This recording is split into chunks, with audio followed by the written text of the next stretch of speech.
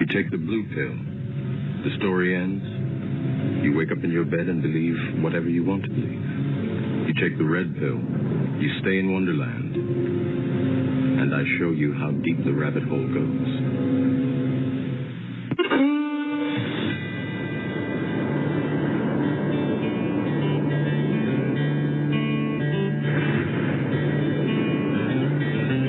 A mighty nation, blessed above all of creation. It was a rare and precious pearl, conceived in faith and liberty, home of the brave, land of the free. It was the envy of the world. But this shining city on a hill has turned from the Creator's will and let evil take control. Now the reckless men who lead them want to strip away their freedom and to steal their very soul. Now it's smoke and mirrors, switching bait, criticize and confiscate and let the guilty walk away. In this once righteous, godly nation, in the halls of education, they forbid a child to pray. They say we need to spread the wealth. They pretend to guard the health of the feeble and the poor, while the hand they hold behind their back confuses and conceals the fact that the wolf is at the door. There's an unseen hand. Today we have another great radio program on connecting the dots. We have a very, very special guest and a friend of mine who I've been working with for the last couple of years, Elizabeth Yore. Liz is an attorney. She's worked in the human trafficking field, trying to expose all the human trafficking and everything that's going on. She also is someone who has been very deeply involved with the Catholic Church. She's written a number of articles, in fact, a lot of articles for The Remnant, and which is the leading Catholic publication in the United States. And she is a lady who today we're going to be talking about the Pope Francis. We're going to be talking about what I've referred to before with Liz as the red and green Pope. And we're going to be learning an awful lot today about something that I don't think a lot of people in the Catholic Church realize, but we've seen a fundamental transformation within the Catholic Church, very much like we've seen that same fundamental transformation when Barack Obama became president. And with that, Liz, welcome to the radio program. You are absolutely dynamite lady. I'd love to have you tell our listeners a little bit more about yourself and about some of the things that you've been working on. Well, thank you, Dan. I'm an attorney. I've been involved in child advocacy, international child protection for the last 30 years during my legal career. I've worked as the general counsel for the National Center for Missing and Exploited Children in Virginia, handling international and domestic child abduction cases. I've also worked as the general counsel for the Illinois Department of Children and Family Services. At the time I was general counsel there were 50,000 children in the welfare system, child welfare system in Illinois. I handled human trafficking cases while I was there, handled a $1.3 billion state budget, and really explored all sorts of new alternatives to protect children, to find our missing children. And then finally, my last position was as special counsel at Harpo Productions. That's Oprah Winfrey's production company. There I was her child advocate. I also handled her child sex scandal at her school in South Africa. So I liaisoned with the South African Child Protection Police and investigated what was going on in the school.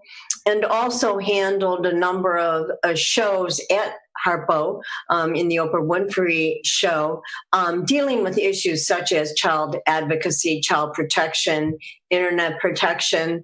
And so as a result, I found myself in a very kind of strange place. I'm a faithful practicing Catholic, and I decided that I was going to look into this new Pope who was talking about an issue that I care very deeply about, child trafficking. And so I guess that's the explanation of why I'm here today, is to share with your audience the result of my experience in meeting the Pope, and then as a result, investigating what was going on in the Vatican under this papacy. Well, Liz, obviously, we've had this discussion before, but a lot of things have changed over the last couple of years. And I think that it's important that we stay on top of this. And some of the things that have changed have been very in our face, very big changes in the future of the Catholic Church and the future of Christianity in the civilized world, because there's things going on right now that really are going to have a huge impact. That's why we're having the program today. And that's something that I know you're trying to make America and the rest of the world aware of, the transition into a one world church that has been happening worldwide, but especially has been facilitated by Pope Francis. And that's something that you're going to expose today. So thank you for doing that. I appreciate the fact that you are such a honest, candid lady and so fearless. It's amazing to me that so many of the ladies in this country are the ones that are more fearless than the men. That's astounding. That's kind of an indictment against maybe some of the role reversals we've had by many of our men, our male leaders in this country.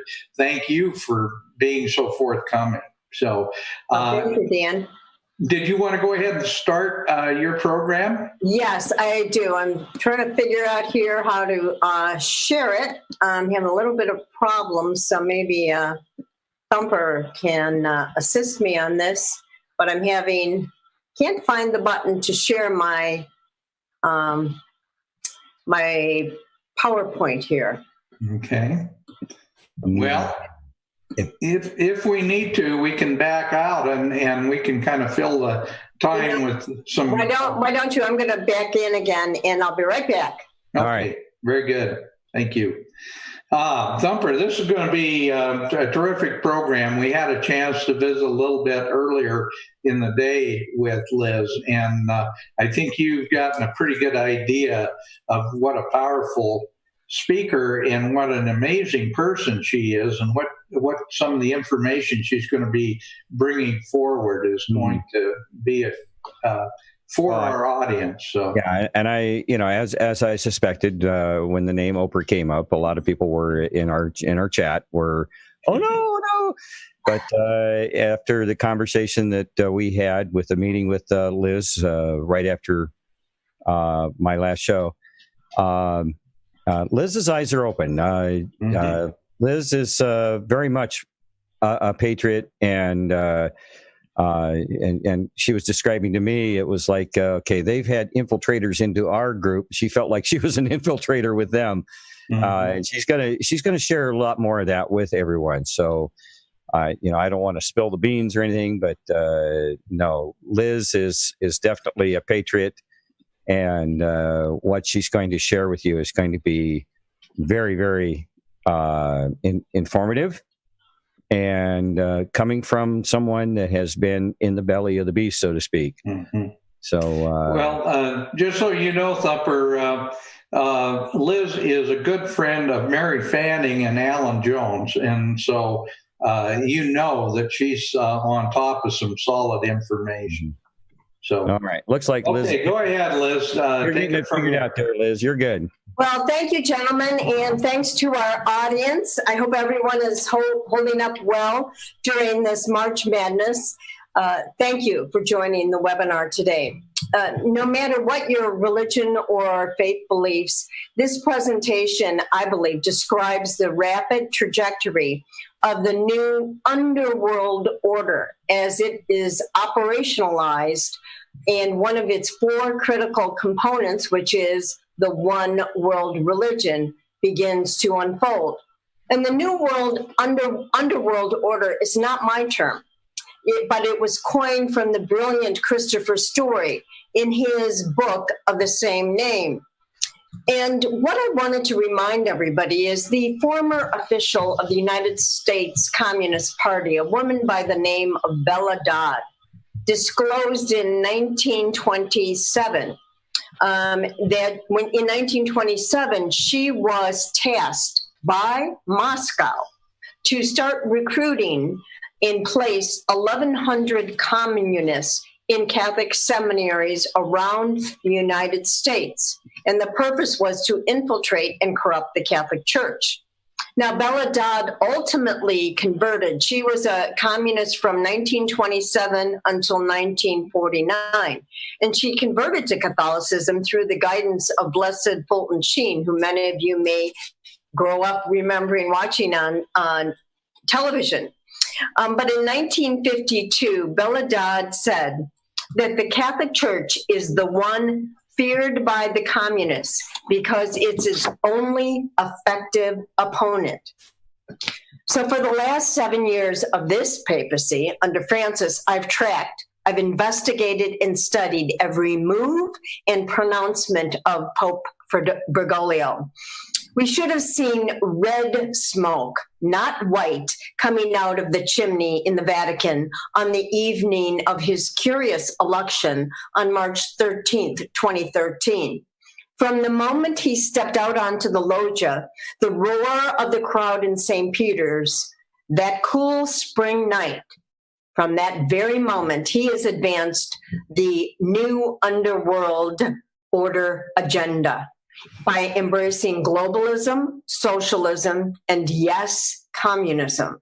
I've scrutinized, written, and spoken about this Bergoglian Vatican, from its explosion of clergy abuse scandals and his personal cover-ups of those scandals, to his Gaia-worshipping pagan Pachamama worship, the climate change scam, to his blatant surrender to the United Nations, his surrender to the Islamists, and their delusion of the interfaith dialogue, and tragically, to Francis's total capitulation to Chairman Xi and the Communist Chinese Party thugs. But let me start where I began. In November of 2013, only 6 months after Francis became Pope, I traveled to the Vatican to attend a Vatican human trafficking conference. Initially, I was excited to learn about the goals of this papacy. Yet, I left the Vatican after personally meeting the Pope and his inner circle, full of dread and foreboding, with the nagging sense that global politics, not the Catholic faith, was Francis's primary focus. Today, around the world, we are reeling from the impact of globalism, and most importantly, the trusting reliance on the People's Republic of China. Our Christian beliefs, our churches, our own way of life is now under assault and endangered by this foreboding, what they call Abrahamic faith initiative, which was promulgated by none other than the man sitting in the chair of Peter, Jorge Bergoglio. Make no mistake, this is a bold and brazen political global movement posing as a benevolent religious initiative. As we endure this China-induced March madness by President Xi Jinping and his Communist Party, look closely at those aligned forces that are assaulting Christianity.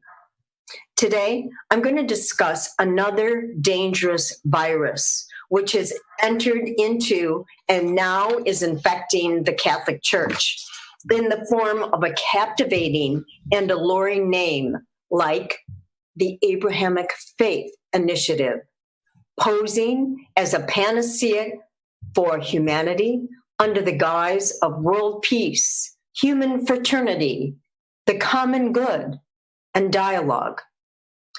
This clever and quaint moniker, the Abrahamic Faith Initiative, attests that all three major faiths share a common link with the Old Testament prophet, Abraham, our common father. Yet the truth is far different.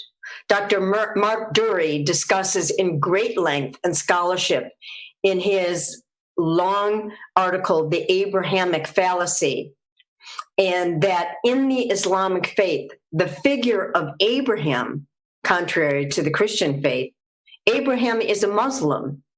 He is the one who gave the name Muslim to Allah's followers, and Abraham taught the same religion of Muhammad. Never mind. They want us to just pretend that we all share the same Abraham.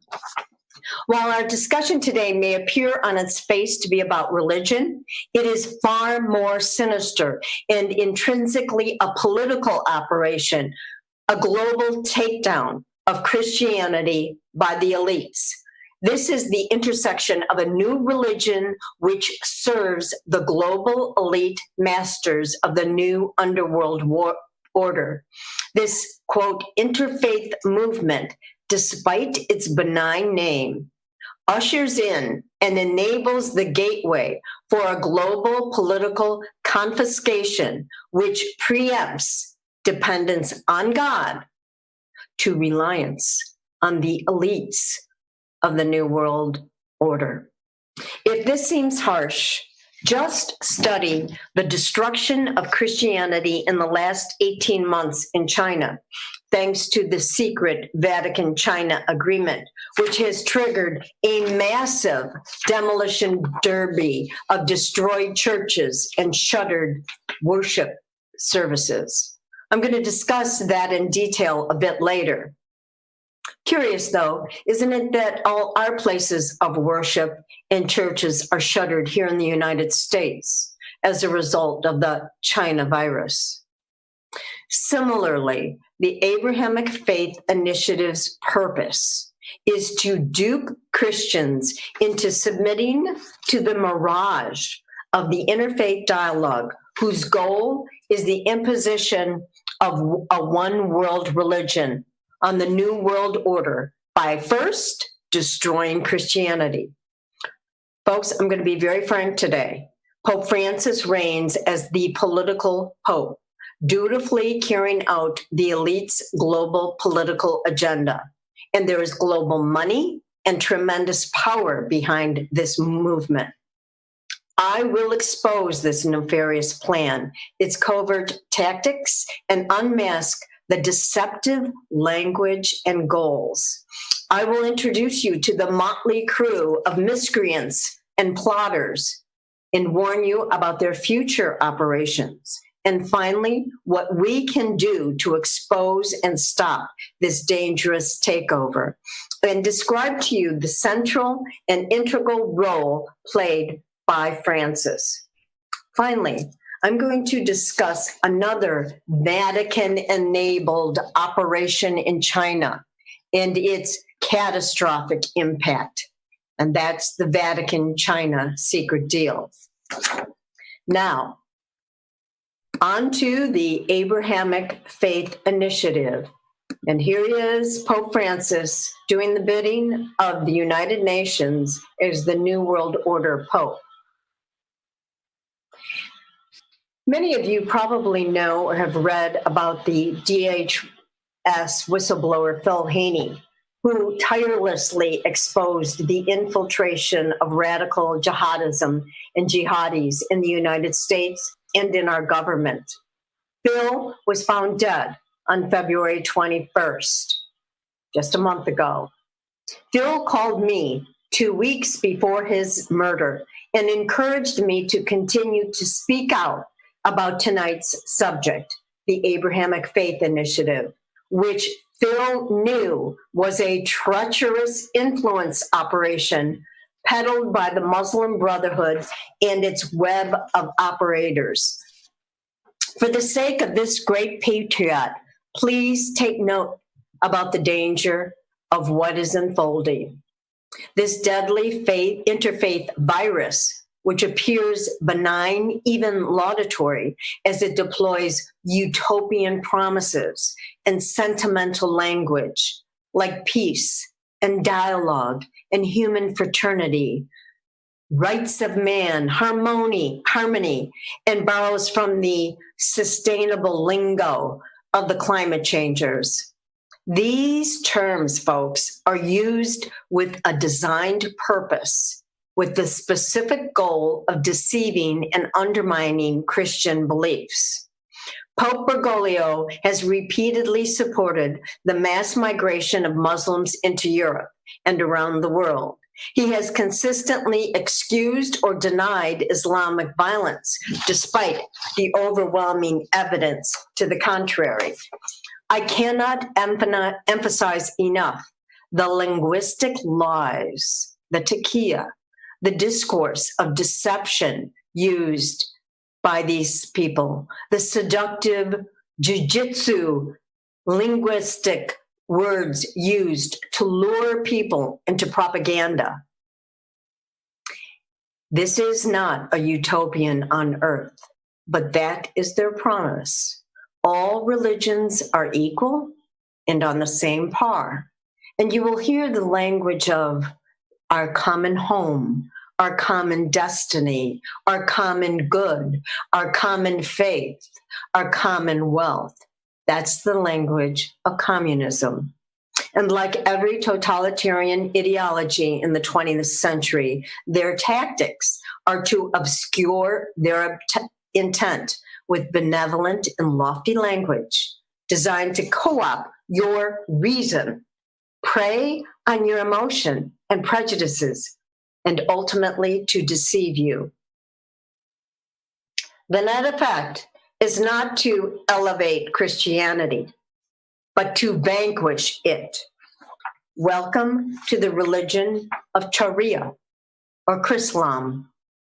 Make no mistake, this stealth initiative, as Phil Haney knew, has been underway for many years, even decades, with various mutations and advocates laying the groundwork. I'll speak later about the despicable United States Catholic cardinal who's been at the center and the prime advocate for the interfaith dialogue for decades. And for a time, he did the bidding of Francis. Drum roll, the time has arrived with the backing of Pope Francis to ramp up this rollout and move into a much higher gear. Yes, the call to prayer, the Abraham Faith Initiative. Listen to the sound of the call to prayer, the muezzin, described by Barack Obama as the most beautiful sound in the world.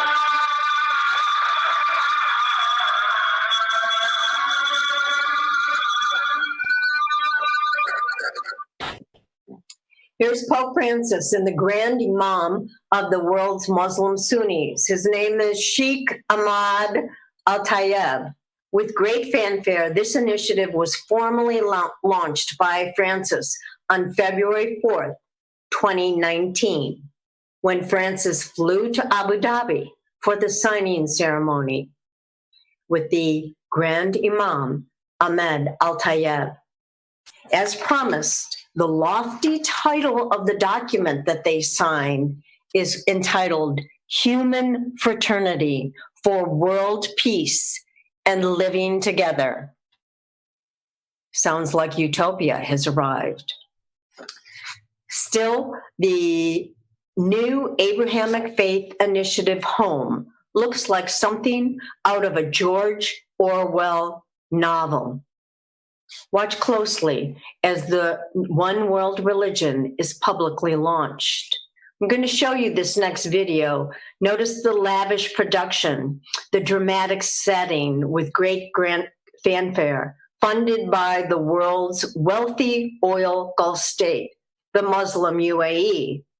I would just note the irony and hypocrisy that Bergoglio, the climate change devotee who rants against oil-producing countries and despises wealth and capitalism, apparently enjoys the support of one of the world's richest oil producers in the world. This historical gesture between Pope Francis and the great Sunni Imam of Al-Azhar, Ahmed Al-Tayeb, is beginning to show concrete results. The Higher Committee for Human Fraternity presented their first major project while in New York. This initiative is a tribute to Abraham, whom Jews, Christians, and Muslims see as a common father. It's called the Abrahamic Family House. It's a complex that will integrate a church, mosque, and synagogue, which for the first time will share a collective space for dialogue between the religions. It was designed by architect Sir David Ajavi and seeks to deepen relationships between religions, as well as nurture the values of peaceful coexistence between thoughts, nationalities, and cultures. The church within the complex will be the second church in Abu Dhabi. In this country, of its 9,500,000 inhabitants, 10% are Christians. The complex will maintain an independent structure for each religion and will have a shared space for meetings. A modern design is thought to be a lasting space for future generations of Jewish, Catholic, and Muslim.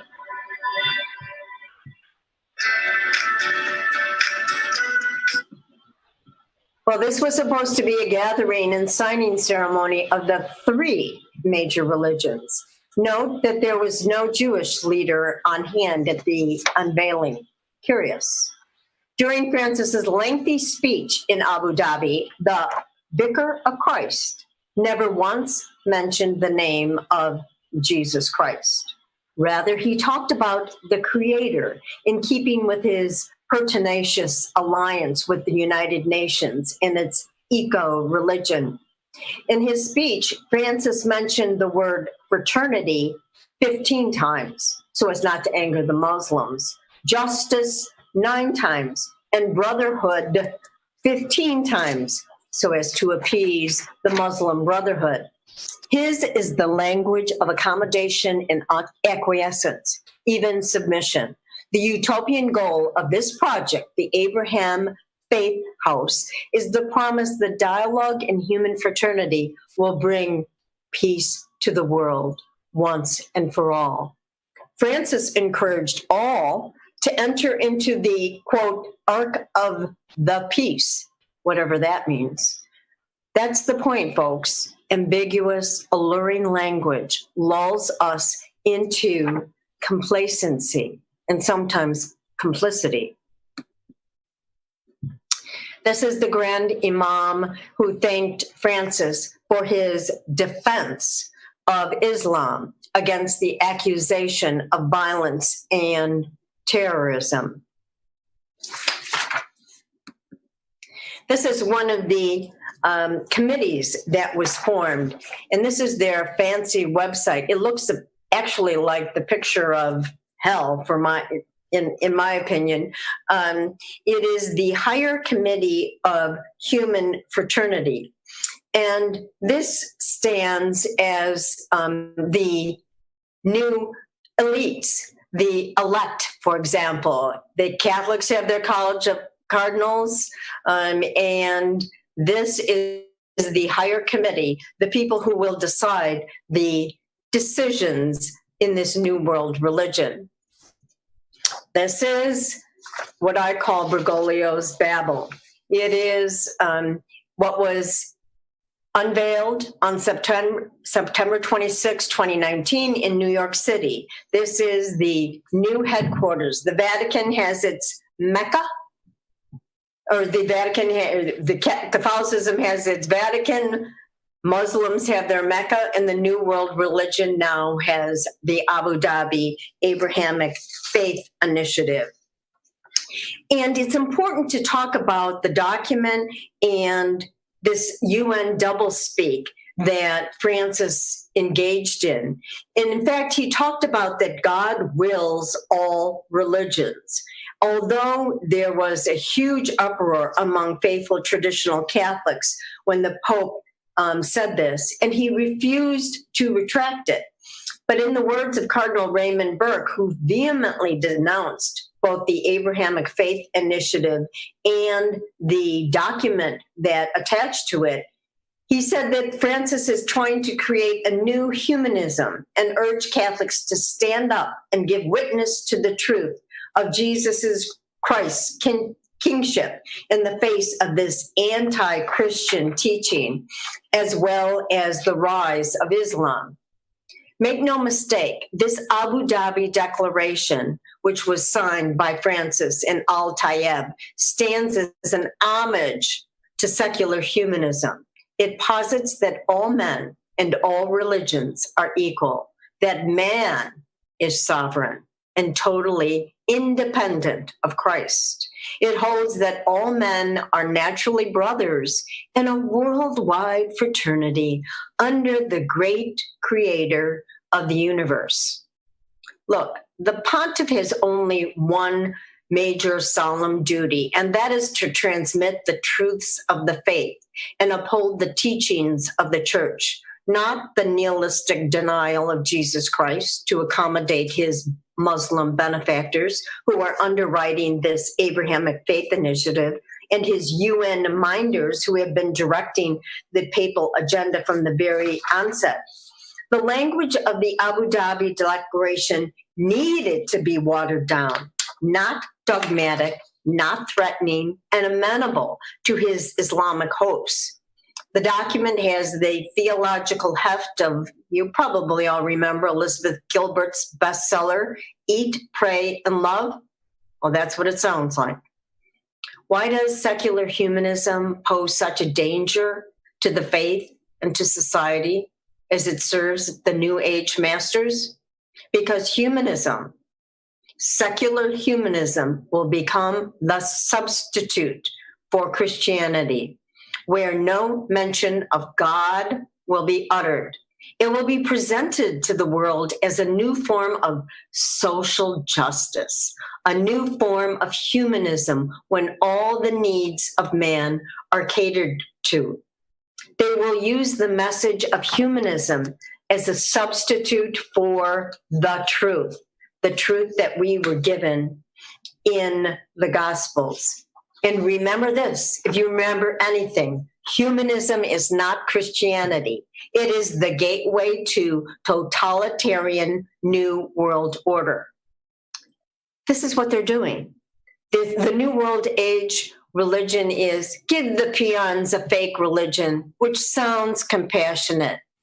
Instead, folks, the new God is the almighty state, the global New World Order, with its boot on your throat and on your freedoms.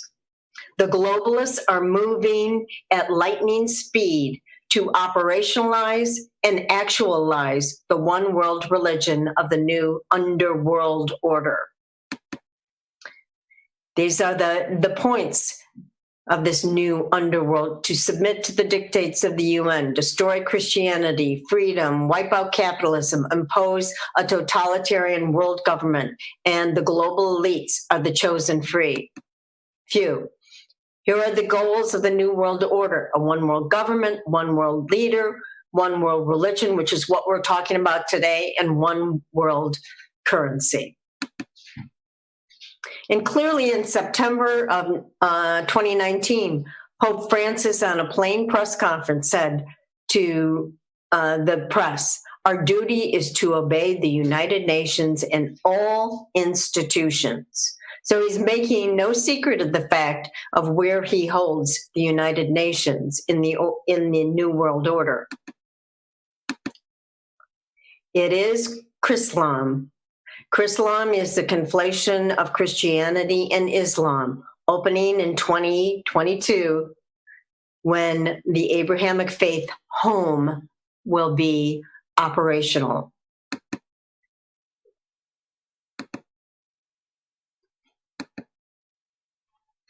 This is a previous committee meeting where Francis, I think it was in 2016, where Francis had literally this sign, make friends, above the group.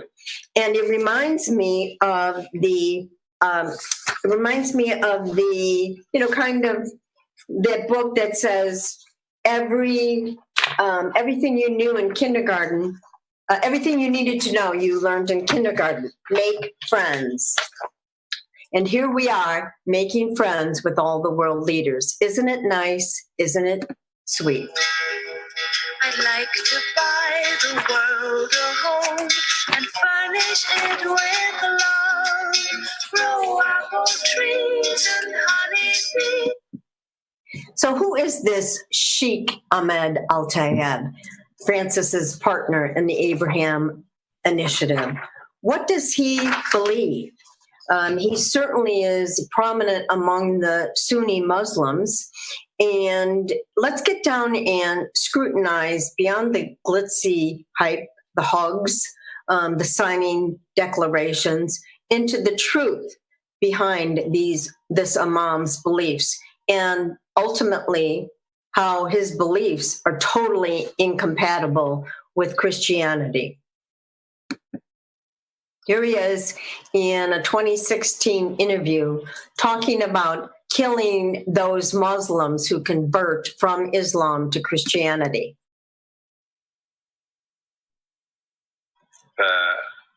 إذا كانت الردة سوف تظهر في ثوب الجريمة والاعتداء والخيانة العظمى، شيء طبيعي أن المواطنة حتتعامل معها على أنها جريمة ويجب أن تقاوم ويجب أن يكون فيها عقوبة من العقوبات. لكن إذا كانت الردة لا تشكل خطرا أو جريمة على المواطنة، أعتقد أن المواطنة لا تتصدى لموضوع كهذا. يجب أن نتنبه جيدا لمفاهيم حقوق الإنسان وترويجها ملغومة ومملوءة بأمور أو بقنابل المواطنة.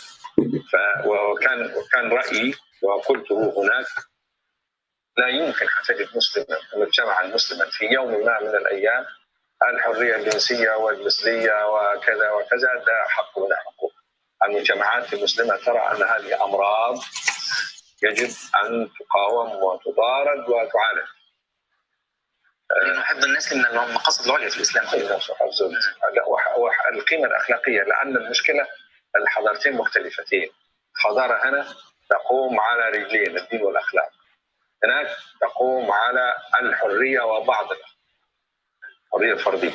كما قلنا إنها إن هذا المرتد إذا كان ارتد عن كره للإسلام وعن نية للعمل ضد الإسلام، هذه خيانة عظمى، لأنك أنت في مجتمع إسلامي وفي مجتمع فيه الإسلام من 1400 سنة وفيه الأديان من أكثر من 5000 سنة موجود.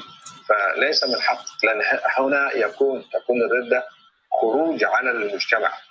صحيح خروج على الدين، لكنها خروج على مقدسات المجتمع. ما هو حكم المرتد يا مولانا؟ عندنا الجمهور الفقهاء والفقه القديم كله يعتبر الردة جريمة. كل الفقهاء؟ كل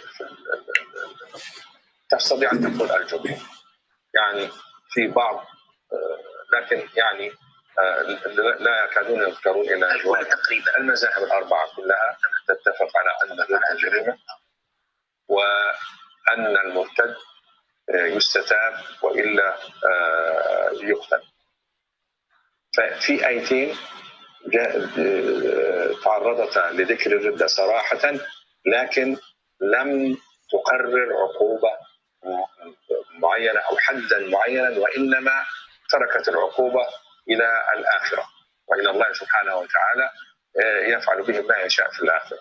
طيب، لكن وجد هناك حديث شريف أصح، في حديثين، الحديث الأصح فيهم اللي هو الإنسان لا يحل قتل المسلم إلا بإحدى ثلاث، منها التارك لدينه، المفارق للجماعة. الذي يجب أن نتوقف عنه العبارتين أو الوصفين دول، التارك لدينه، الموصوف بأنه المفارق للجماعة.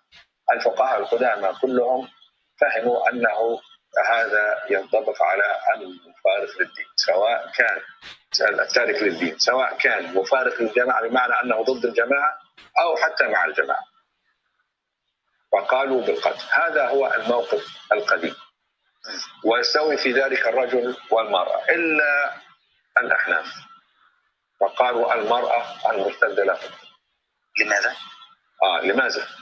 لأنها لا يتصور منها الخروج على المجتمع وفيها. Well, folks, tell me, Pope Francis, what's going to happen at that fancy new Abrahamic faith house when one of your Muslim brothers visiting the mosques at that center decides to convert to Christianity? You know, it's quite clear in listening to that discussion with his partner, the Grand Imam Ahmed Tayeb. He has some bloody plans in store for somebody who decides to convert to Christianity or to any other religion if he was originally a Muslim. How do you reconcile that fall, that inevitable fall from quote unquote brotherhood? Here's the point. We don't reconcile these radically different religions. And the Abrahamic faith initiatives, the hugs, the signing ceremony, it's all hype and lies. When Tayeb shares his cherished religious beliefs, we see the mirage of this interfaith movement crumble into oblivion and into a delusion. All is ignored, though, for the greater agenda. This is just a charade to achieve the one world religion, ignoring major significant problems.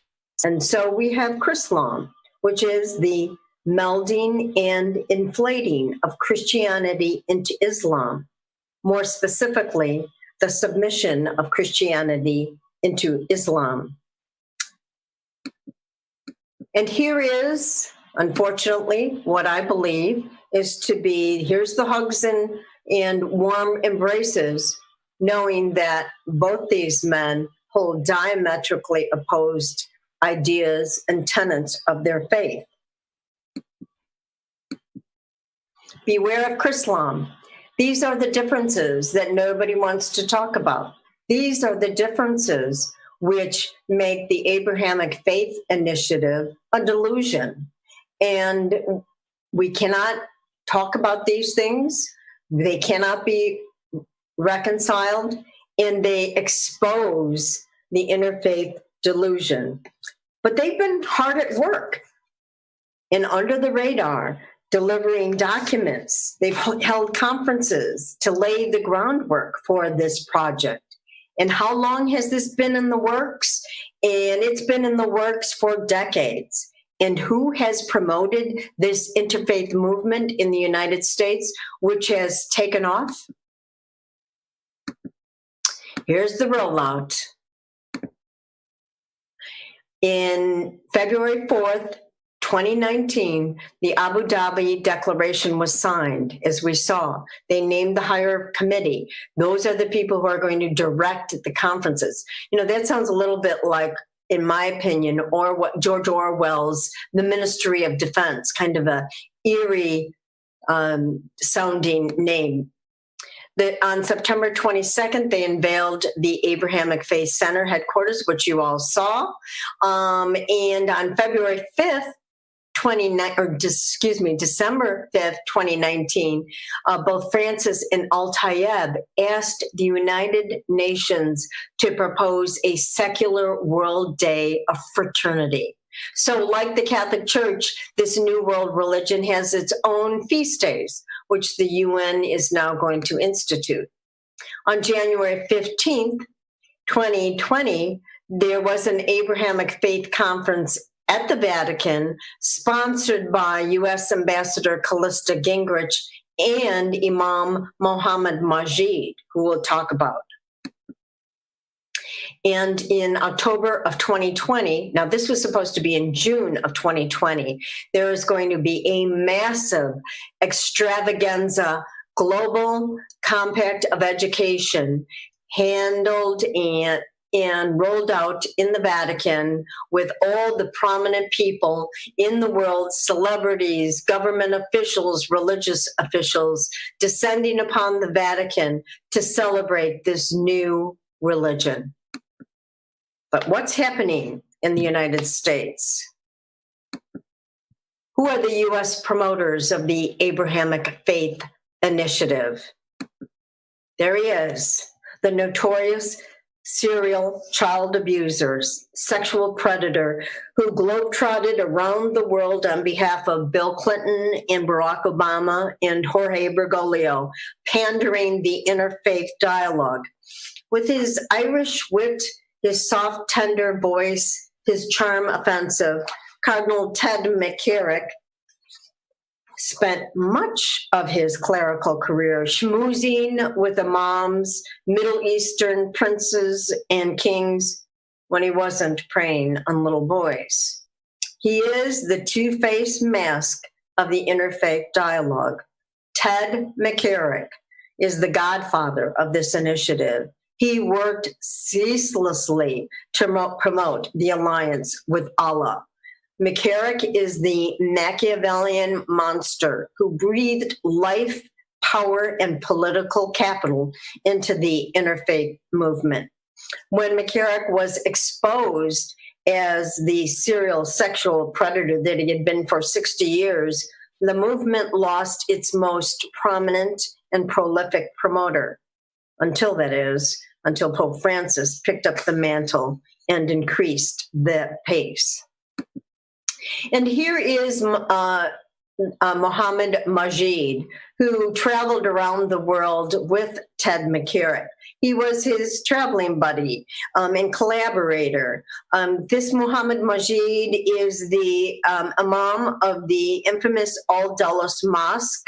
He is the former president of the Islamic Society of North America, called ISNA. And Majid's organizations, which were many of them the unindicted co-conspirators in the U.S. government's Holy Land Foundation trial, which exposed funding to the terrorist groups Hamas and the Muslim Brotherhood. Majid, like McCarrick, has been a fixture in this interfaith movement. He is a master infiltrator and operator within the United States government.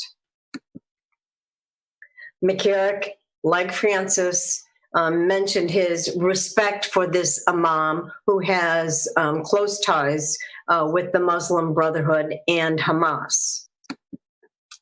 Muhammad Majid was described as Obama's Sharia czar.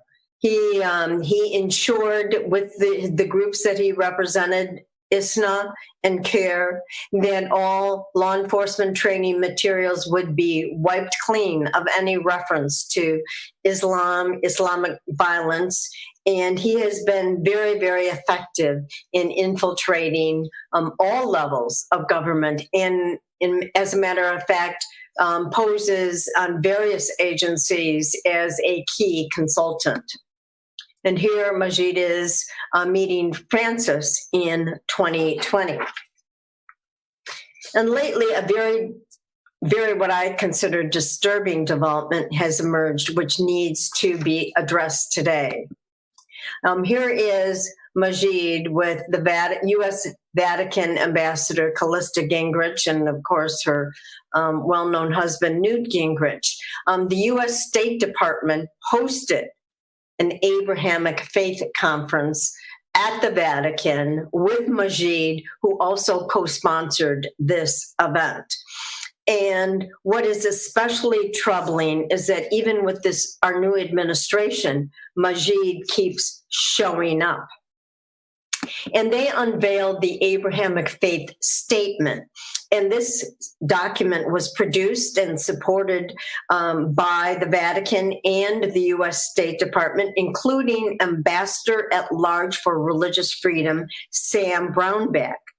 But do you see the penetration and proliferation of this new world religion now into the United States government? To me, this is a very, very troubling development.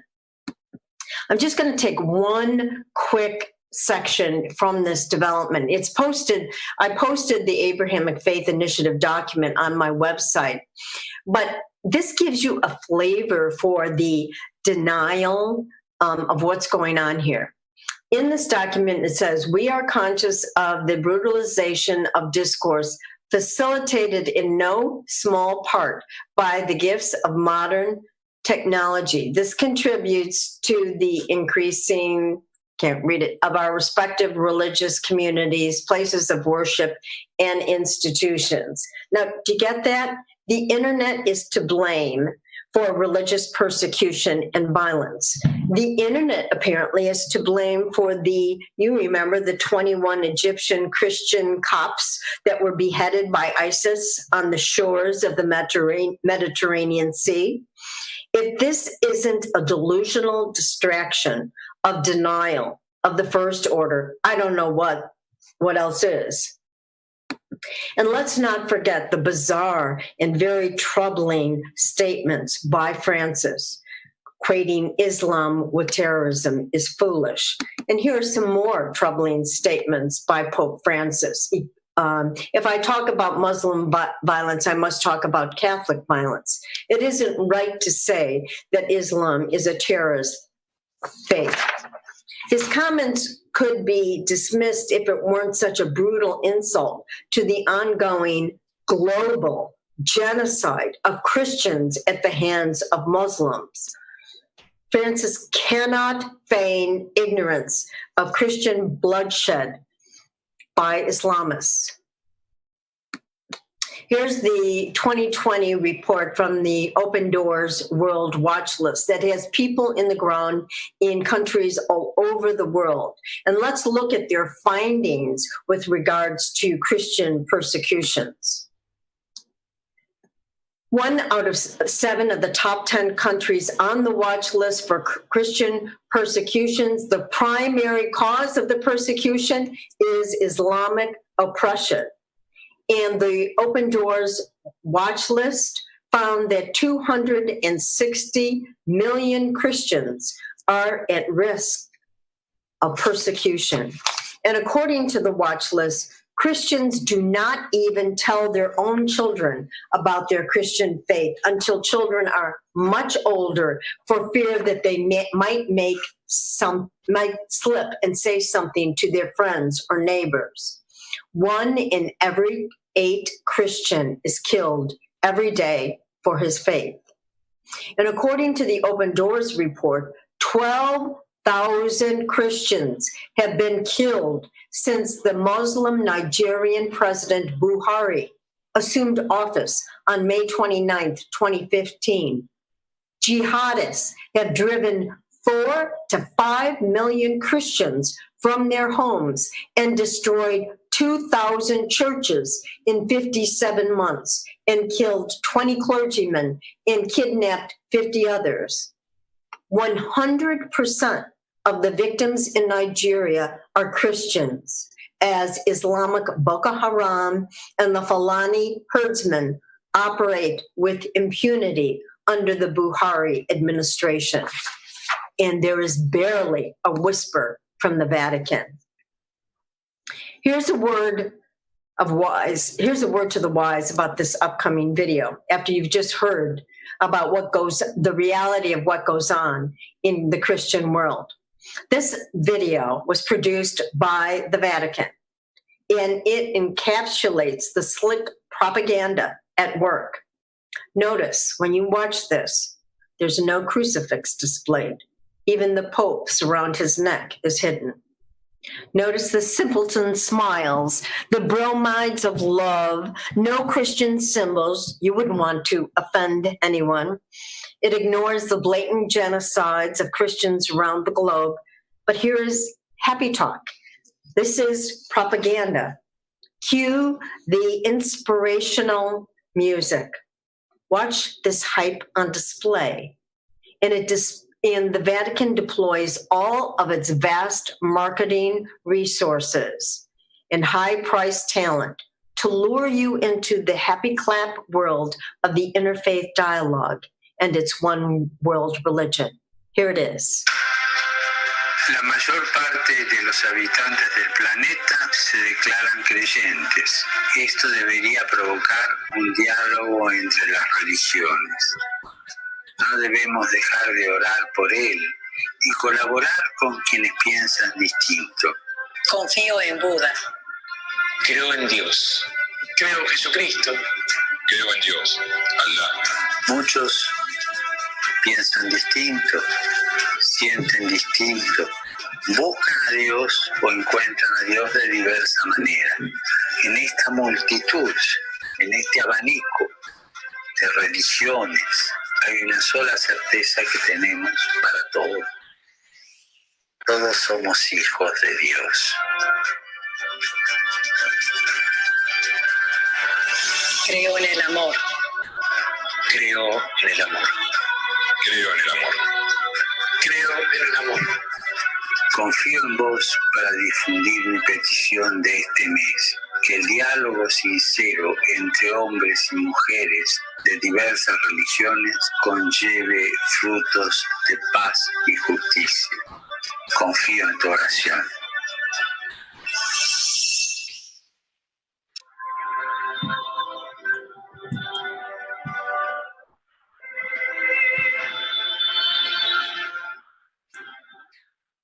I wonder what the Nigerian Christians think when they see that. I wonder if they believe in the love that is being carried out by the Islamic jihadists day in and day out. The goal, folks, is to create global citizens who are subject to nameless and unelectable bureaucrats who set the laws, who control our behavior, determine who lives and dies, and what our religion is.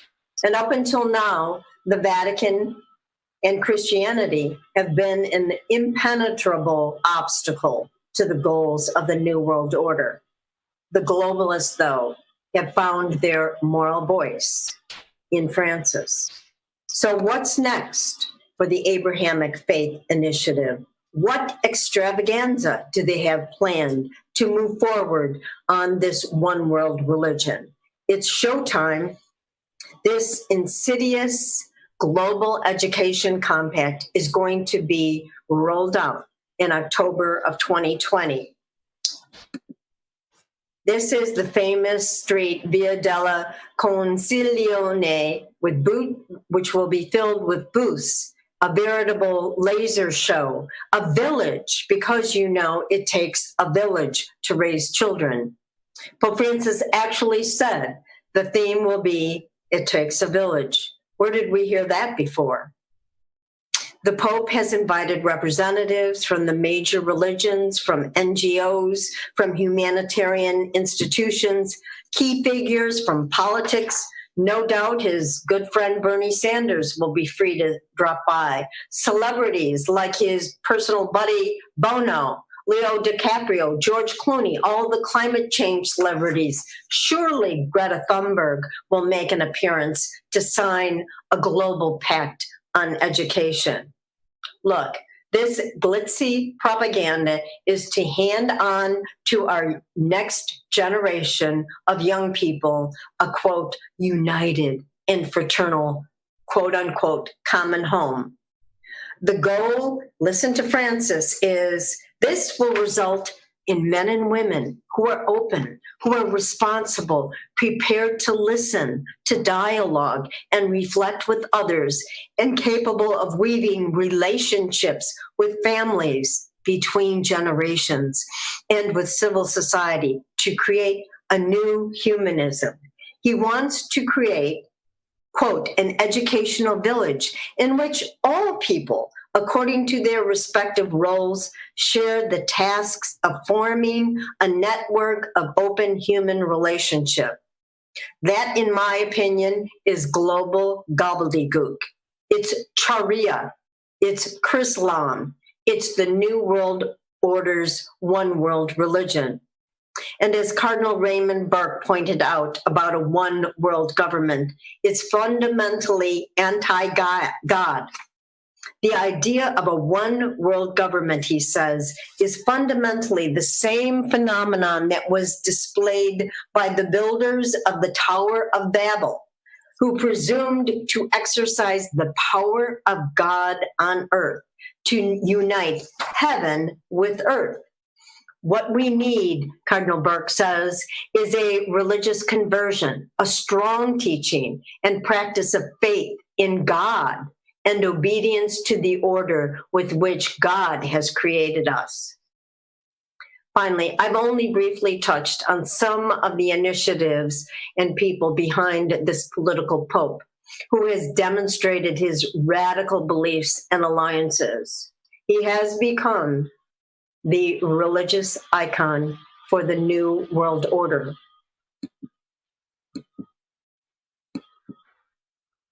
An education pact touts the Pope where the new humanism, where God withdraws. This radical political Pope promotes the United Nations global agenda of the New World Order. He promotes massive, unbridled migration. Vatican-China deal, which destroyed Christianity. He submits to Islam and refuses to criticize Islamic violence. He advocates for open borders around the world, promotes UN climate change policy, supports the New World Order global agenda promoted by the UN, and he has repeatedly condemned capitalism. Francis criticizes Trump as unchristian. But speaking of the destruction of Christianity and the replacement of it in a new world order, let's quickly pivot to another, what I view as damnable secret plot by Pope Francis. The deal with the devil. This is Comrade Bergoglio and his secret 2018 deal with the communist devil. Now let's veer into this strategic global operation of the New World Order. This diabolical maneuver secured a guarantee that Christianity would be wiped out in China. President Xi Jinping shrewdly employed the Vicar of Christ, Jorge Bergoglio, to assist him in his mass extermination of Christianity and any other pesky religions. Keep in mind that this is also a critically advantageous because the leaders of the Hong Kong Freedom March, we saw millions take to the streets, were largely Catholic and Christians. Xi could not afford for those freedom marchers to grow and expand to mainland China. How clever of Xi to deploy a willing partner in the man who sits in the chair of St. Peter to de-Christianize the Middle Kingdom, China. This tactic mirrors the advice of Sun Tzu, that great ancient Chinese military leader who understood, quote, that all warfare is based on deception. Hence, the two negotiators, Xi and Bergoglio, kept the details and negotiations hidden from the public and Catholics. Again, Sun Tzu counsels that the supreme art of war is to subdue the enemy without fighting. Along with the Catholic leader as his co-conspirator, President Xi and his gangland party of communists have benefited from the perfect foil, using a papal deal to destroy Christianity with little or no resistance from within China and around the globe. This deal with the devil, the papal capitulation to the communist Chinese, was handing over the keys of the kingdom to the atheistic Communist Party.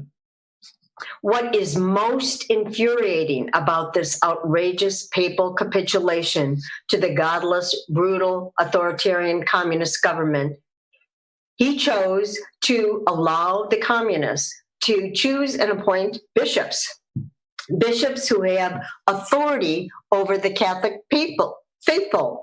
In the not so distant history of China, it is fraught with Catholic heroes and martyrs who knew firsthand the demonic nature of the Chinese Communist Party and its communist patriotic Catholic Church, the one that Francis now embraces and encourages everybody to participate in.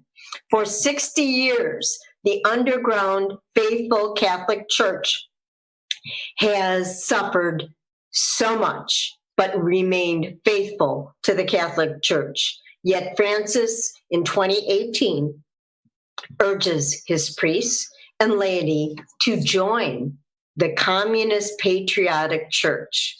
You know, in 1958, Pope Pius XII wrote an encyclical about China and the Communist Party. And he talked about the Communist Patriotic Catholic Church. And he stated, under the appearance of patriotism, which in reality is just a fraud, this patriotic association aims primarily at making Catholics gradually embrace, get this, the tenets of atheistic materialism by which God himself is denied and religious principles are rejected.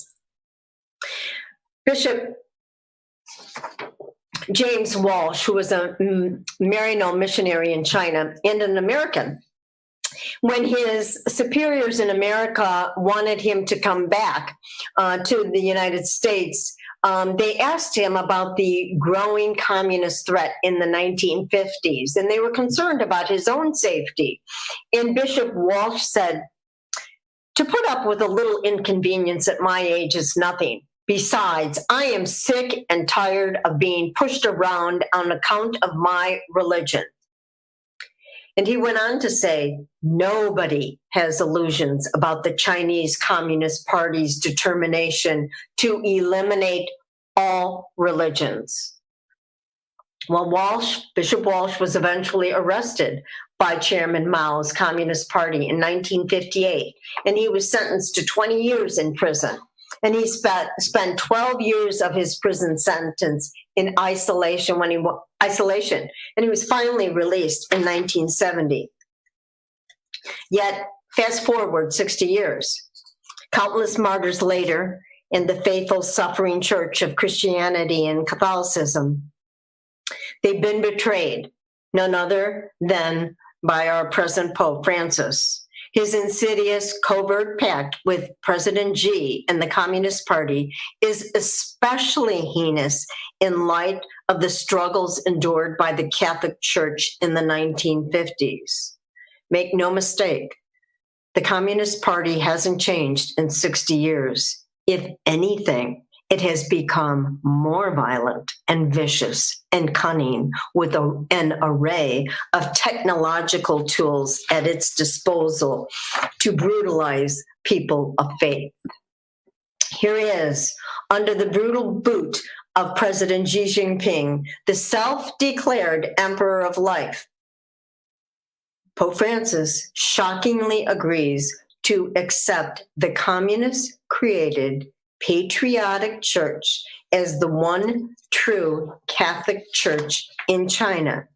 And furthermore, he concedes papal power to the communists, the atheistic Chinese Communist Party, to appoint bishops who have always been the successor to the 12 apostles. Unbelievable. The next video will show you the secret agreement signed and executed on September 22nd, 2018.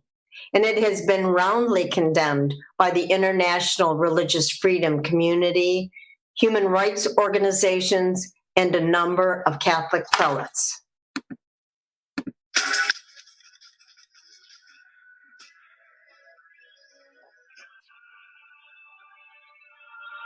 The Vatican-China agreement has been kept secret. So secret, one of two living Chinese cardinals, Cardinal Joseph Zen, has never even seen it. What can be seen is the persecution of faithful Chinese Catholics that has continued to intensify in the wake of the agreement reached in September 2018 and other moves the Vatican has made. Cardinal Zen explained to Church Militant the 3 steps the Vatican has taken to accomplish what he calls a total sellout of the underground Chinese church. So the first step was that secret agreement for the selection of bishops, and then the legitimization of the 7 excommunicated bishops, and asking 2 underground legitimate bishops to step down. And then finally, last June, came out that document, the so-called pastoral guidance, encouraging people to join the Patriotic Association. Incredible. So it's a total sellout. Zen has tried to speak with Pope Francis, only to hear the pontiff say he would look into the matter, but never following up or responding to requests for follow-up. Before the Vatican-China agreement, the communist government had strict laws, but authorities did not enforce them. Since the agreement, those laws have been enforced with growing intensity. The most terrible article is that people under 18 years of age cannot join any religious activity. They are not allowed into the church. Terrible. It's all the regulation. They didn't enforce that, but now they enforce. Cardinal Zen requests prayers, without which the underground church, he says, will disappear. William Mahoney, Church Militant, New York. You know, it's really hard to believe that Cardinal Zen, he's retired cardinal from Hong Kong. He's been described as a living saint, but he is single-handedly fighting the communists and fighting this deal. And they have, as he pointed out, been refused to show him the deal, refused to communicate with him, and he has seen his Catholic Church that he has fought for so many years crumble. People are walking away from the faith. They feel abandoned by Pope Francis as he capitulates to the communists. Here are some of the comments by Zen regarding this secret Vatican deal: a total sellout, a suicide pact, delivering the church into the hands of the enemy. The Vatican got it badly wrong, and perverse deception. Here, I had to show you this picture because here are the 2 communist-appointed bishops. They showed up at the Vatican. They were invited by Francis at the Vatican. That one on the left, if he doesn't look like a communist apparatchik, I don't know what does. But here he is, and here they are meeting Pope Francis, who is thrilled to meet his new Chinese communist bishops. But this Vatican-Chinese secret agreement stamps the Vatican Holy See imprimatur on the ongoing campaign of the Chinese anti-religious persecution, laws, policies. And it is, in my opinion, violates and repudiates the Convention on the Rights of the Child. Children have the right to pursue freedom of religion. And in China, if you're under the age of 18, you cannot enter a church, practice the faith in any way. And he continues to remain silent. And that was 18 months ago when the deal was signed. And frankly, most of the cardinals have remained silent. Inexplicably, the Holy See, the global religious sovereign of the Catholic Church, he embarked on these negotiations during a very tumultuous time when the government was beginning to engage in this Catholic and Christian persecution. And nevertheless, even though the communists were tearing down churches, they continued to go ahead with this deal. And it shows that they had, utter contempt for their partner, the Vatican Church, and the Chinese were showing no good faith in an attempt to show that they would respect the religious freedom. So I guess the question is, why did Francis promote this deal with the brutal regime. Well, this is Francis. You know, he said many, many times he calls for the global wealth redistribution. He criticizes capitalism, both in exhortations and in speeches. He sounds not unlike our socialist Bernie Sanders. Oh, wait, Bernie Sanders was invited by Francis to the Pontifical Academy at the Vatican during the 2016 presidential campaign, and Bernie met the Pope. Here's a slide of Bernie Sanders lecturing at the Vatican on the evils of capitalism, along with, you can see the other man, his socialist pal, Bolivian President Evo Morales. These are comrades in spirit with Francis and point to the comfort he has with with socialism and communism. Remember, the goal of socialism is communism. And you may recall this hideous gift that the socialist Evo Morales gave, a crucifix in the shape of a hammer and sickle to Francis, which he graciously accepted and even wore as a necklace.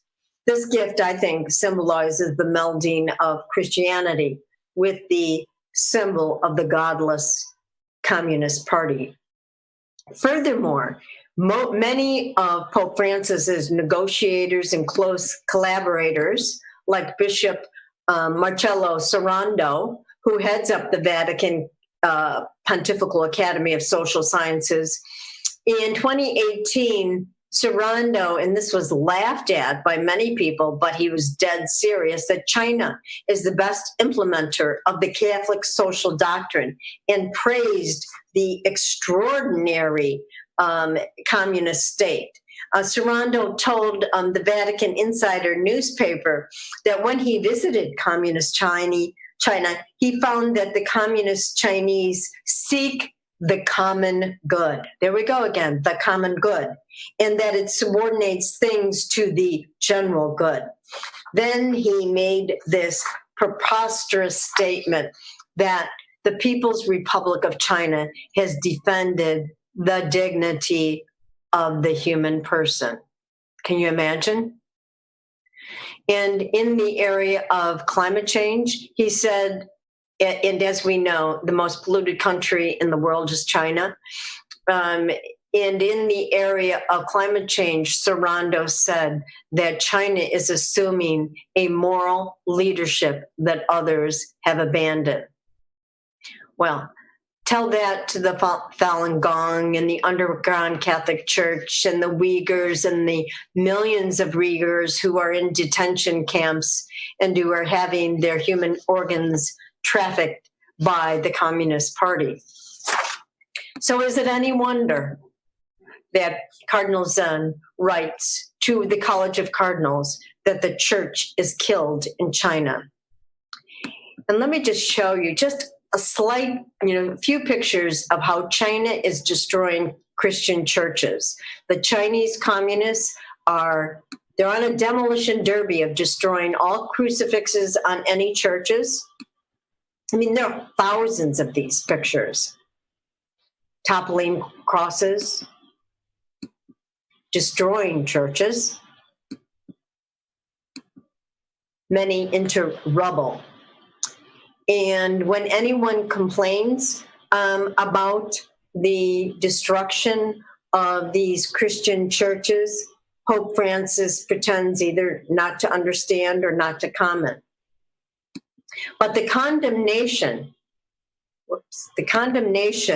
by international human rights groups and religious freedoms groups is swift and vociferous. They all tied the Vatican deal, the China Aid Group, the U.S. Commission on International Religious Freedom, they all say that the Vatican deal has caused an uptick in violence and that they universally condemn this deal, which triggered violence and threw the Catholics in China and the Christians in China under the bus. Clergy have been arrested, harassed, and detained and imprisoned under this deal. Here's one bishop that was arrested for not following the Vatican orders to submit to the patriotic church. And who is behind the patriotic church Chinese jail? Here he comes again, none other than the disgraced Cardinal McCarrick. A Vatican whistleblower disclosed about Cardinal McCarrick, who served as the envoy in the very beginning for this disastrous Vatican-China deal. The same guy who was promoting the interfaith deal. Here are the hugs. The serial sexual predator dispatched by Francis to China in June of 2013. And at the direct and explicit request of Pope Francis, Cardinal McCarrick began the negotiations with the Chinese government. And it's interesting to note that Cardinal McCarrick, the notorious sexual predator of male children and young seminarians, raises the specter, I think, of the origin of this destructive and suspicious agreement. This depraved, ad hoc diplomat enjoyed and cultivated decades long of friendships with members of the Communist Party and the communist-controlled Patriotic Church. McCarrick was always a welcome visitor, and he identified as a habitual visitor to China going back into 1998. McCarrick acknowledged having friends high up in the government, the communist government. And in June, when he went to China, he was a representative of Pope Francis. He always stayed in the state-controlled Beijing seminary, and he traveled back and forth to China from 2006 to 2013. Cardinal McCarrick's long-held sympathetic leanings toward the communist-controlled church were well known by Pope Francis, and his sympathies were clearly viewed as a plus as far as Pope Francis was concerned. And we now know that the Catholic Church in China has gone deeper into the underground. And, you know, it's interesting, McCarrick gushed over Pope Francis and President Xi. He said, this Pope loves China. He has said on many occasions that China is wonderful. I hope that Pope Francis will visit China. And perhaps that's the underlying reason behind this negotiation. Now listen to McCarrick's assessment of Pope Francis and Xi Jinping. They both are a special gift to the world. Can you imagine? A special gift to the world. In April of 2018, when the global news broke about that Cardinal McCarrick had sexually abused an altar boy and was the subject of many sexual abuse settlements, McCarrick resigned from the the College of Cardinals, and in 2018, he withdrew and was laicized from public ministry. But only 2 months after he withdrew, the deal was signed. Comrade Bergoglio, listen to this of what happened in the Vatican, in St. Peter's Square, in January of this year.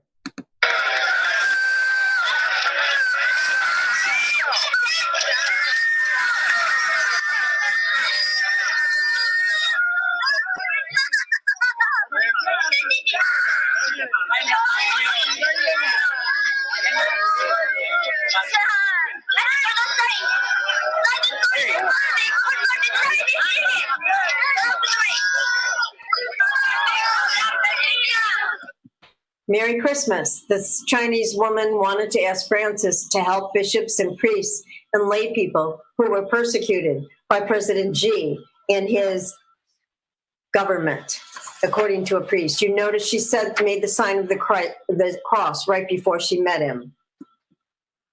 Here's the Chinese law, the actual law that says that minors are forbidden to receive religious education. No child under the age of 18 is allowed into a church and nor can they practice their faith. But finally, it is much worse than that.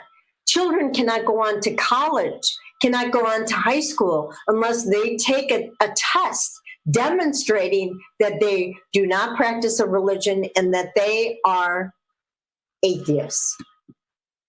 This is Pope Bergoglio, how he has conflated Christianity with Islam. He refuses to condemn the global persecution of Christians. He has undermined the faithful underground church, supported the communist-run patriotic church.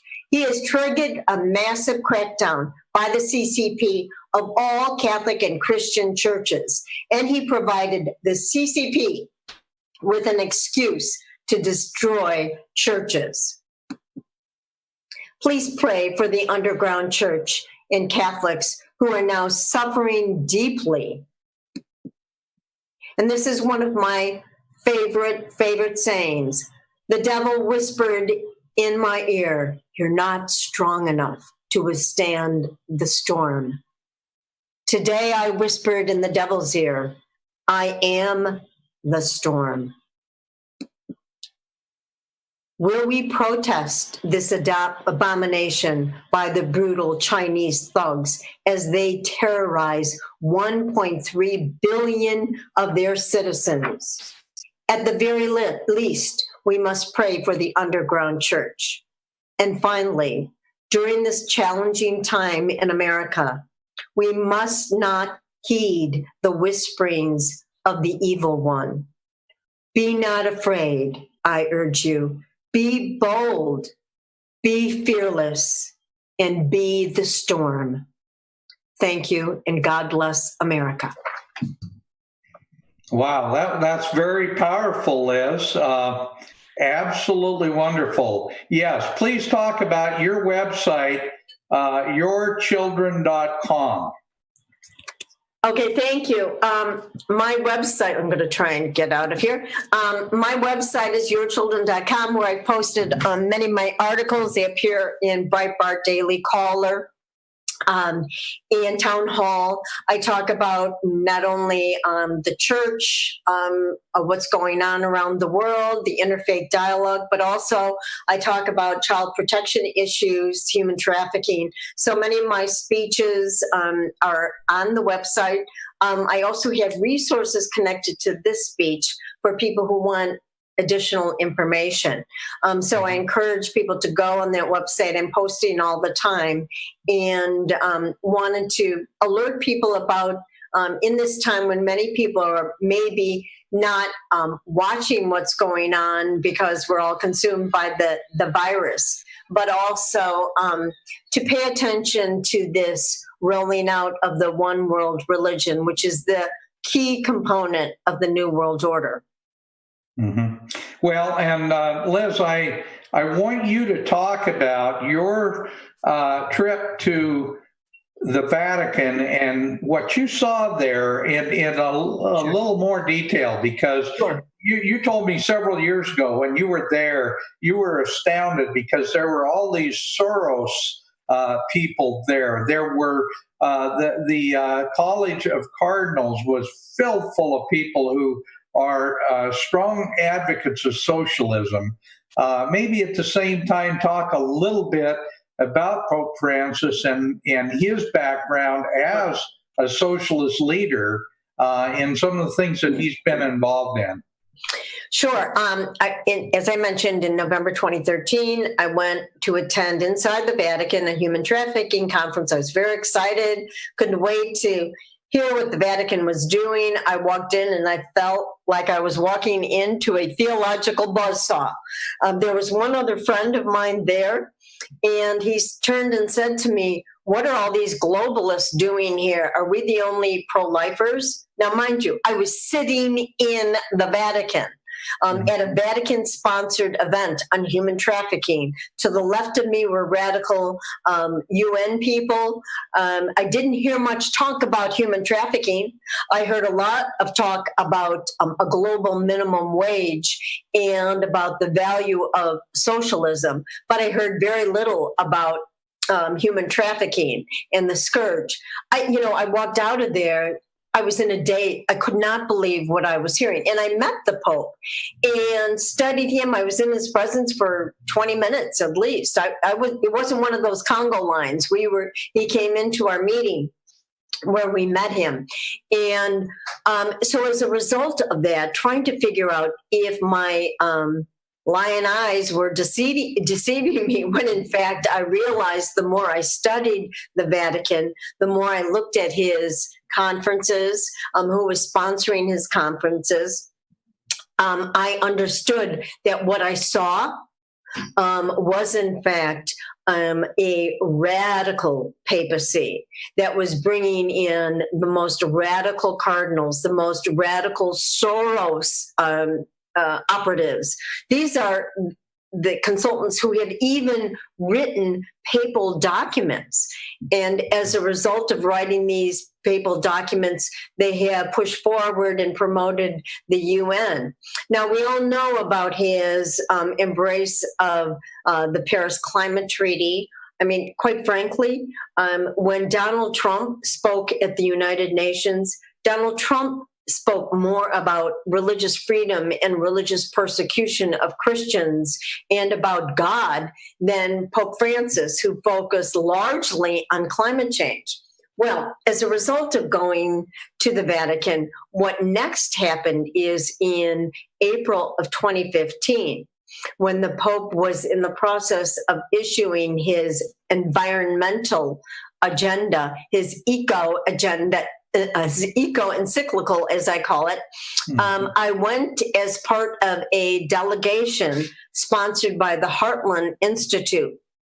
And we were trying to urge the Vatican to listen to the other side of the climate agenda. I often joke that I was part of this delegation. It was myself and 6 geniuses. These were men, scientists, climate scientists who had put men on the moon. They had worked for NASA. They taught at MIT, the best and the brightest, who were frankly shocked at who was speaking at the Vatican, who the Pope was relying on as experts. And they were trying to urge the Pope to look at the other side of the science. My position when I was there was merely as a child advocate, because I recognize that the UN Sustainable Development Goals, or as I call them, the UN depopulation goals, were anti-life. Many of the people who the Pope relies on are the most radical Soros proponents of anti-abortion, of abortion, and which is baffling and so disconcerting, and yet the Vatican dismisses any complaints about them. Jeffrey Sachs, who is a UN high official bureaucrat who has taught at Columbia, he's an American, an economist. He has been a benefactor of George Soros for decades. Jeffrey Sachs has spoken at the Vatican and written Vatican documents, papal documents, at least 30 times as the Vatican's expert. These are the kinds of people that Francis is relying on. I mean, I could go on for days going down the list of Soros supported people. They have infiltrated, but I would say that they were invited into the Vatican. Anyway, the Pope in the Vatican was not interested in these great scientists from America who wanted to give him sound advice, who wanted to show him that the people he was relying on, many of whom were quacks, many of them don't even have scientific degrees. But the Vatican was not interested in listening. The agenda, the environmental agenda, in fact, I mean, it's really pathetically hysterical. The Pope even created a new ecological sin. You know, bless me, Father, I forgot to take the recycle bin out today. You know, it's just absurd. Now, to your question, of why Francis, we know that there was a strange, sudden resignation by Pope Benedict. Pope Benedict, I might add, shares many of the the political agenda of Trump. Pope Benedict took the name of Saint Benedict because Benedict wanted to re-Christianize Europe. He was against mass Muslim migration. Pope Benedict, who's brilliant, understood the complexities of climate science and knew that it was not wise to get into a scientific debate as a religious leader, a scientific debate that continues to this day. And I could go on and on. And in comes this largely unknown cardinal from Argentina, Buenos Aires, Argentina, who was a Jesuit. Jesuits were known to be, never been a Jesuit in history. Jesuits are known to be, very liberal. And interestingly, Pope Francis Jorge Bergoglio disclosed that one of his closest mentors when he was growing up was a communist woman who taught to him all about communism. And he had a very, I'd say, tumultuous time when he was in Buenos Aires. Many believe that he cooperated with the military junta in turning in religious figures who ended up being arrested and disappeared and kidnapped by the radical, violent junta, military junta.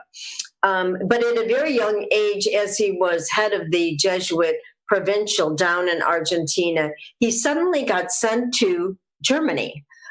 We don't know, supposedly to write his doctoral dissertation. He never got written. He came back to Argentina, but has been largely under the radar, although when the famous speech by Pope Benedict, the Regensburg speech, where he talks about violence in the Islam religion, Bergoglio did speak out against Pope Benedict at that time. So suddenly he becomes the new pope after the resignation of Benedict. I think, I'm sure many of your listeners know that what happened was Cardinal Daniels of Belgium, who is a very powerful cardinal, discussed in his biography that they had created a group of liberal cardinals called the St. Gallen Mafia. Can you imagine the St. Gallen Mafia, who met secretly and covertly for years to plot the overthrow of the Catholic Church and replace it with a liberal Catholic Church. And they decided that Jorge Bergoglio would be the replacement once that was available. And so this has been under the radar, and obviously they were quite successful. And I might add that every single thing that Pope Bergoglio did during the administration of Barack Obama, they worked in lockstep, both diplomatically, to have the Cuba Treaty, the Cuba détente with the United States and Cuba. That was all done with the help of the Vatican, with behind the doors, secret diplomacy. The Paris Treaty, Climate Treaty, which both Francis and Obama wanted and pushed. The Iran deal, which the Vatican provided back channels and supported, and McCarrick wrote Washington Post editorials supporting the Iran deal. So there was no better partner to Barack Obama than Pope Francis. And I think that's very curious because he came on the scene almost immediately during the second administration of Barack Obama. The second administration of Barack Obama would not have been as successful had Pope Benedict still been in place. And we know because he would have resisted, and to have the Catholic Church resist the plans of the New World Order promulgated by Barack Obama would have been a problem that Barack Obama did not want anybody interfering with these rollouts. So that's kind of my sense of the role he played, his history his history, Bergoglio's history is, I think, masked almost as effectively as Barack Obama's has been masked. Mm-hmm. We know these bits and pieces that are kind of these red flags, literally these red flags that are popping up. I often say that when he became Pope, instead of white smoke, it should have been red smoke that came out of the chimney at St. Peter's, alerting all of us that we have a communist sympathizer in the See of Peter. So that's, I could go into greater detail, but I think this alliance of the political agenda of Francis and Barack Obama, and it's still being carried out. Of course, we know how he's going after Trump, is saying Trump's not Christian. And I suspect that he will be involved in the 2020 election. Mm-hmm. There were very strong rumors that the Vatican had sent $1 million to support Hillary Clinton's campaign in 2016. We'll see what happens, but I think Catholics have to make a determination about who this man is. What is his agenda? His agenda, in my mind, is anti-Catholic and certainly anti-American. Mm-hmm. Yeah, and Liz, you mentioned that he supported the climate accord in Paris. Part of that he supports, and he openly has stated that he supports Agenda 21, Agenda 2030 views, that he fully supports those. Now, one of the things that comes out of Agenda 21 was the fact that they want to reduce the world's population to fewer than 1 billion people. It's a very anti-human agenda that it drives Agenda 21 and Agenda 2030. Dan, you have done some great shows on this and really educated the public about this issue. I call it culling the herd. Mm-hmm. And what immediately concerned me about the Wuhan virus was this culling of the herd. Mm-hmm. And what concerns me about what they're doing to Christians and the Muslim Uyghurs is the culling of the herd. And now look, the people that Francis had speaking at the Vatican, many of them believe and advocate that there should only be 1 billion people mm-hmm. in the world. There are 7.3 billion or 7.2 billion people on this earth. But these people, this is the reason why. The reason why they need to depopulate, to cull the herd, is because it is easier for the one world government to maintain control over the general population. Right. And especially, and this is what is so hideous about the people that Francis is inviting into the Vatican. They are focusing their agenda in like a laser beam on Africa. Jeff Sachs, Francis's consultant and advisor, who he even gave an award to, spoke in Nigeria. Now, this white man addressed a prominent group of Nigerians and said, really, the people of Nigeria must limit their families to 3 children only. Now, can you imagine, a white man going into Africa and telling you can't have any more than 3 children? But this is the arrogance and the hubris of the globalists, who want to not only take down the church, reduce the population drastically. And this is what is the concern about whether it's the Wuhan virus or other plagues, that we have to be attentive that there is, in my opinion, a political agenda that's mm-hmm. going on here. And the purpose of which, we're going to hear, this is what I was talking about, beautiful language, sustainable development. who isn't for sustainable development, right? It sounds so laudatory. But in fact, the UN Sustainable Development Goals, if you go through them, if you drill down, as you have, Dan, so many times with your guests and experts, if you drill down, the ultimate goal, I call them the sustainable depopulation goals. And I want the public to remember that and to keep that in the forefront, because it is difficult unless you take the time to really study what they're saying. And the money that's being poured in to the Sustainable Development Goals, the Agenda 21, 2030, is just unimaginable. We've got Soros and the globalists and the global elite pouring billions into this effort. And you know, largely it's Africa and America that are pushing back.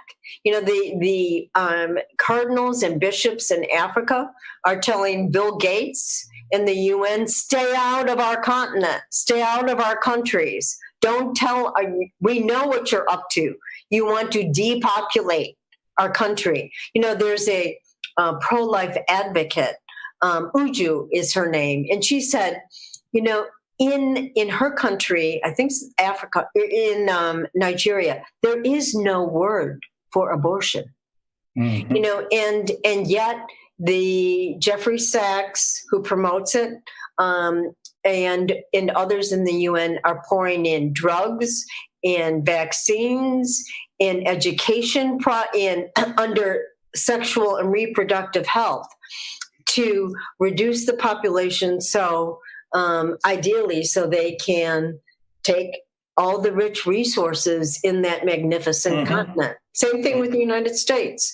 And I would urge people to go on Stephen Mosher's Population Research Institute website. Steve's got some great videos, animation videos, cartoons about demystifying this global overpopulation. He just crushes the myth that there's an overpopulated globe. And it's done very easily. It's easy to understand, and it's shocking how it can be reduced to some very compelling testimony. Well, and Liz, you know, you talk about how Bergoglio, Pope Francis, is such a big supporter of Red China in so many things, yet in truth, Red China is the biggest polluter in the world by far, and yet he promotes all this so-called sustainable development, but they always give a free pass to any of the communist and socialist countries. This isn't about the environment. It's not about maintaining the church. This is about global communism, and that's exactly what they have in mind. Isn't that right? It's absolutely true. Anybody, you know, before the Wuhan virus, look at a climate map, and you'll see the most polluted country in the world is China. China signed the Climate Paris Treaty. I mean, they don't care. You know, they flaunt any kind of agreement. They don't abide by any agreement. But Francis knows this. This is common knowledge. And yet to say that China is making great headway with climate change, it's preposterous. But it exposes, as you said, Dan, the political agenda ongoing in this papacy, that they will be in denial about climate change because the political agenda to promote communism. You know, the first part of my talk was about the conflation of Christianity into Islam. There's a saying that Islam is the sword of communism. Islam destroys communism. Islam destroys Christianity. Look at the 4 to 5 million Christians that were chased out of the Middle East by the Islamists. The communists didn't have to go in. They could just sit back and see all of the Christians flee the Middle East, the home of Christianity. Look at what's happening in the United States. The same thing. This submission to Islam in political correctness. So we see the sword of Islam, and we now are seeing. And that's why we have to talk about communism. We can't just talk about socialism. The goal of socialism is communism. And, I don't know if it's, because of, the old McCarthy days, but it's time that Americans begin to call communism for what it is. And that's the agenda underway in the New World Order. Well, Liz, one of the things that comes to mind is the fact that the former Soviet Union was the biggest training ground for Middle East Islamic radical terrorism. They were the training ground for it.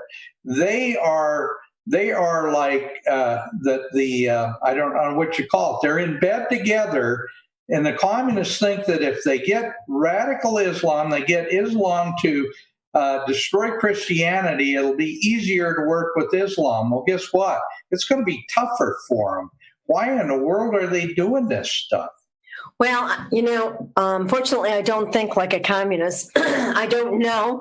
We know Chechnya, what happened in the radical things that happened in Chechnya, in Russia, and the radical Islam. So, I think it's important to begin as Americans to understand this parallel track that's going on between radical Islam and the communist agenda.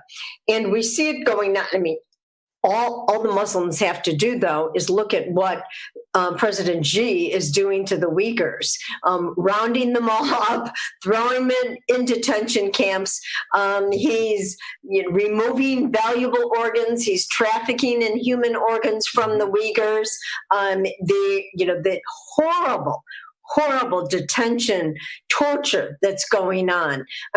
This is the face of the emperor for life. This is the man who Pope Francis is making deals with, who is trusting the millions of Catholics and Christians in China to. He's not to be trusted. We've seen, with the Wuhan virus, that we can't get straight information coming out of China.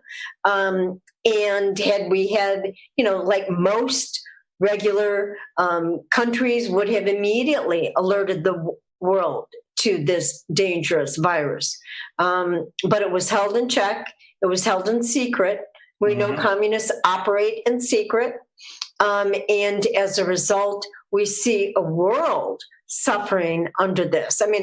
As I look at these numbers, all I can think of is culling the herd. They're culling the herd with this virus. And sadly, it's our older citizens, our more vulnerable citizens that are falling subject to this horrible virus. So it's to have been able to succeed in getting somebody like Francis, who is sympathetic to communism and socialism and is a virulent anti-American, by the way. He hates America, although he's happy to take all the money from the wealthy Catholics. That's okay. To see him in the powerful, the moral voice of the world, is always been the Holy See, that the world has always looked to, the Vatican. To see him co-opted and now in cahoots with the UN, with the Islamists, with the Chinese Communist Party and their leaders.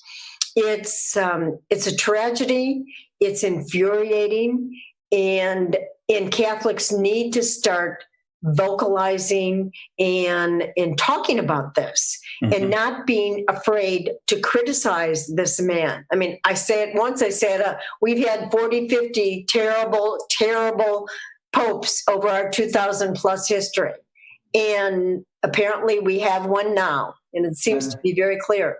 And he's coming I think he's terrible. I think he's terrible. I think he's a radical in the worst way. Liz, before we run out of time, I want you to talk a little bit about Phil Haney. Yeah, I want you to kind of expound on your conversations with him and what you think happened there. Well, as you know, with Phil was very generous with his time and his knowledge, and would drop everything to help a fellow worker in this field. I had given a presentation on the Abrahamic Faith Initiative. I didn't even know on this conference call that Phil was part of the conference call. But it was much like a shorter version of what I gave today. And I ended the conversation, clicked off my webinar, and the first call I received was from Phil, who I had worked with on and off. We had given speeches together. I had worked on the danger, exposing female genital mutilation, working on, the penetration of the Islamists in federal government and in law enforcement, and the danger that occurred. But there was no one better than Phil. Phil knew it all. Phil, as to use your title, connected the dots in ways that nobody did. He was the master scientist in this endeavor. So Phil called me and said, "Liz, you're on to something. This has got to be exposed. We have got to be talking about the Abrahamic Faith Initiative. This is the beginning of the rollout of the New World Order religion. You need to investigate these guys who are behind it." And he especially talked about Tayeb, who I talked about today. And Phil said, "Whatever you need, and if you're stuck, call me. I'll be able to help you. This is an important agenda that needs to be spoken everywhere you go.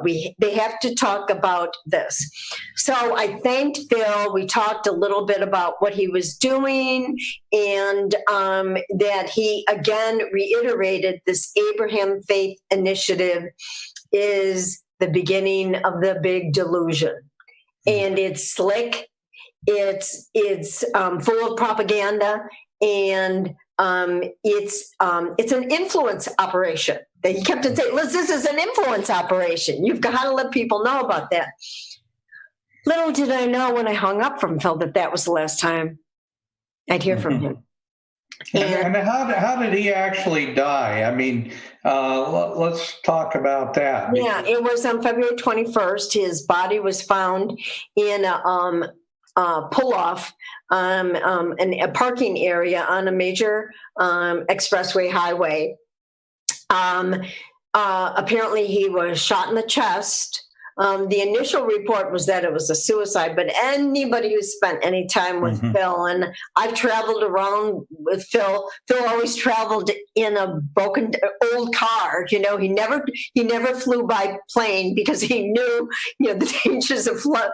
And Phil had an old flip phone, and so Phil was found at 10 in the morning, I believe, on the side of the road. I'm still shocked. I'm still stunned and still numb by this. It is such a loss for our community, Dan, for those in law enforcement who relied on his intimate knowledge and wisdom. There wasn't a subject that Phil didn't understand in this Islamic infiltration into the United States. And so there apparently this coming week, there's going to be an additional report by the sheriff. I do know that they asked the FBI to come in and do a ballistics report, investigate. There's an autopsy. They were doing a forensic investigation of his phones, his laptop, where he lived. Liz, I'm sorry. I hate to cut in, but looks like we're going to have a live cut in by the president. Oh my goodness. And we're real close to the end of the show. I want to thank you so much for being our guest And I want you to, again, yourchildren.com. Correct? That's your website? Y-O-R-E. That's correct. Yes. All right. Well, this has been a fascinating discussion. And incidentally, that sure reminds me of Vince Foster, The Same Circumstances. That happens a lot. We'll find out. Hopefully we'll find out. We will. Well, thank you again for being our guest, Liz. I absolutely adore you. You're a wonderful lady. Thank you for being such a great truth seeker. And I'll be having you back again very, very soon. Thank you. And we are, as a people, inherently and historically opposed to secret societies, to secret oaths, and to secret proceedings. For we are opposed around the world by a monolithic and ruthless conspiracy that relies primarily on covert means for expanding its sphere of influence. It was 1776 when the founders signed the writ of independence from the Brits. It was revolution. Now an enemy from within would enslave us all again and deprive us of our rights in the Constitution. Restore the Republic. Wake up, it's time to understand. Restore the Republic. We're losing our freedom in the land.